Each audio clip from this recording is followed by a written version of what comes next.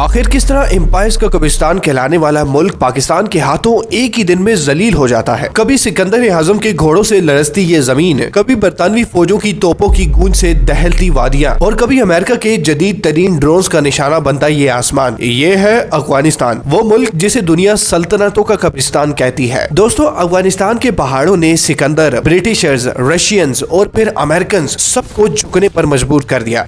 के बानी मुल्ला उमर ने अमेरिकी हमले के वक्त कहा था कि तुम वही अंजाम भुगतोगे जो बरतानिया और सोवियत यूनियन ने भुगता था, और हैरत अंगेज तौर पर वही हुआ। 2021 में दुनिया की सबसे बड़ी और ताकतवर फौज अमेरिका वही रास्ता इख्तियार करके अफगानिस्तान से निकलता है जिस पर कभी सोवियत यूनियन शिकस्त खा चुका था। लेकिन दोस्तों, तारीख का एक हैरान कुन पहलू ये भी है कि ये वही अफगानिस्तान है जो कभी सल्तनतों का कब्रिस्तान नहीं बल्कि फतह की लाइफ लाइन कहलाता था। 2500 साल पहले ये ईरानी बादशाह साइरस की सल्तनत का हिस्सा था। फिर सिकंदर आजम ने इसे फतह किया, फिर मौर्य, गजनवी, तैमूरी, मुगल, नादिर शाह और फिर अहमद शाह अब्दाली तक, यानी कि सदियों तक यहाँ सल्तनतें फना नहीं हुई। तो क्या अफगानिस्तान वाकई सल्तनतों का कब्रिस्तान है? दोस्तों, शायद नहीं।